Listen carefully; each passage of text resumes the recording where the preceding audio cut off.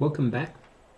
So at this point, you can see from the sets, I've already broken the entire model into smaller sets. And each set can represent as a work package. So for example, the concrete structure, I break that into 4 different work packages, which is slightly different than the one I showed in the video. I ended up break the 2 stories of concrete structure into 4 work packages. One work package typically can be around 500 to 1,000 man hours, or this could be 5 to 10 people's work for a week or so. So basically that's just kind of a rule of thumb.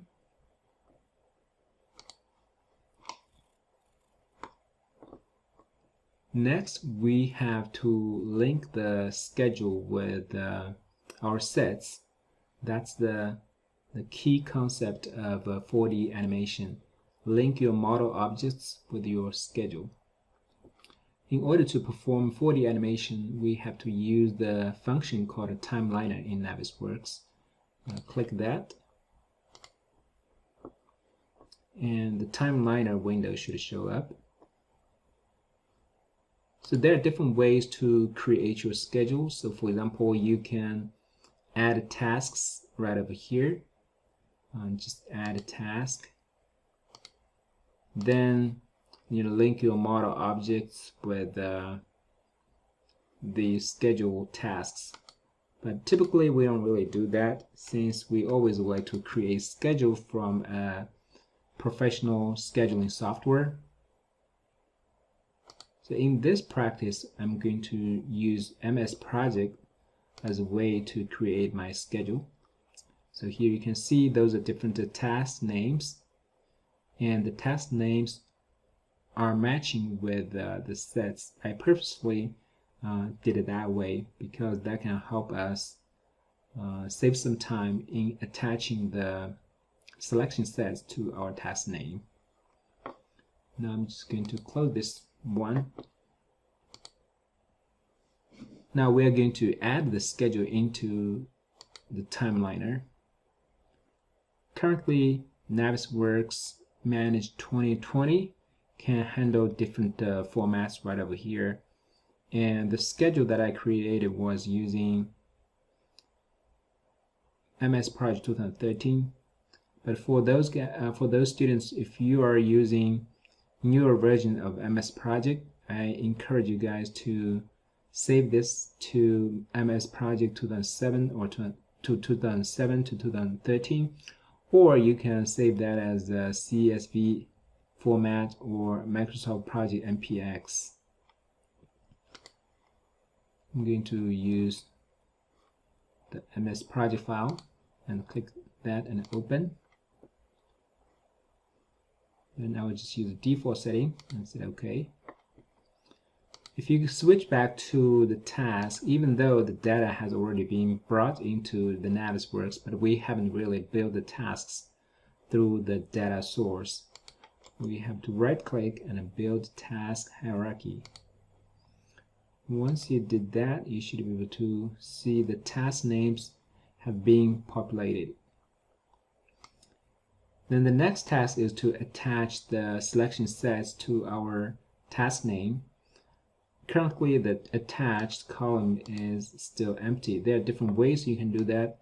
You can manually attach the selection sets to the task. So for example, click select cream one set and cream one set here, and attach the current selection. Now if you go to the attached column, you can see the set is already attached to the task name. Since our schedule task names are exactly the same as our selection sets, we can apply a certain rule to help us save some time in terms of attaching the selection sets to the task names. And then we're going to use this auto attach using rules. So there are already some rules pre-created. you can read the descriptions. If your screen is not big enough, you can always just use the bar to scroll left, right. So for this particular case, we're going to use this option to match timeliner tasks from column name to selection sets with the same name, and we're going to match in case. That means our case should be matching exactly the same as our selection sets name. But of course, you can also edit the rule or make your own rule. So for example, if you don't want to match the matching case, you can always edit the rule, but for our example, it does not really matter because our cases are already matching. Then apply the rules. You can see this attached column has already been populated. This is not done yet because we also have to set the task type. If we click the drop-down menu, we can see there are 3 different types. One is construct. Construct basically means in the beginning nothing is there, and at the end of the project the object is going to be there permanently. So for the concrete structure or steel structures, definitely we are going to use construct. But for the crane, it's different because the crane is a temporary service. We just use it for a short period of time. When that portion of the work is completely done, that means we don't really need the crane, and the crane are eventually going to be gone in the scene, so we have to use the temporary. And when should we use the demolish? Demolish, that means in the beginning the entire model is going to show, but then at the end of the simulation phase, that model object should be gone. Since we're not dealing with the demolition, we're not going to use this task type, for example. But now we can set the remaining tasks into the construct mode. It will take some time, but I think we can do it. It's a laborious process. That's something I believe Navisworks should make some changes, because it basically just takes too much time to do this. So that's why it is not perfect tool or software for us to use the 4D animation, but I still would like to use Navisworks to introduce the concept of 4D animation. Once you have some knowledge about 4D animation, it will be a little easier for us to use the more advanced Synchro Pro software to do a more detailed or better 4D animation.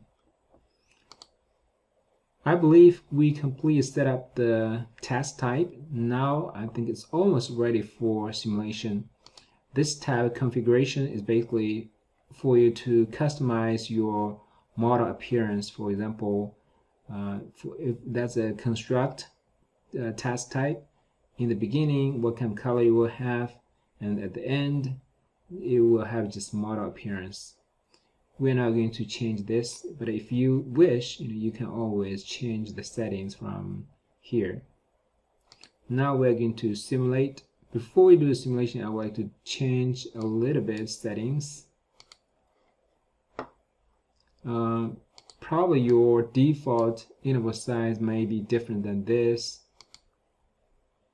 I'm just going to save the interval to 7 days.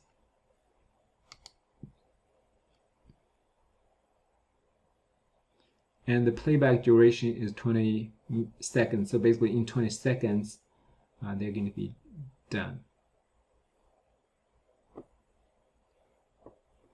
You can always change this when you preview the simulation. If it is too fast, you can change the interval to a small value, but if it is too slow, you can change it to a larger value. It really depends on the size or the complexity of the project.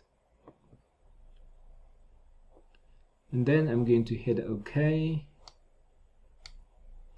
Now we can click play and it's going to simulate. You can see this is the first screen.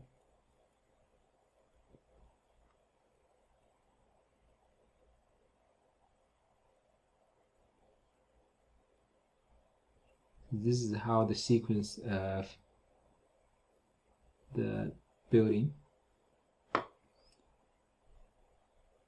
It looks like there's something wrong with the second crane. It looks like it should be a demolished. So now we can see, yeah, this needs to be changed to temporary.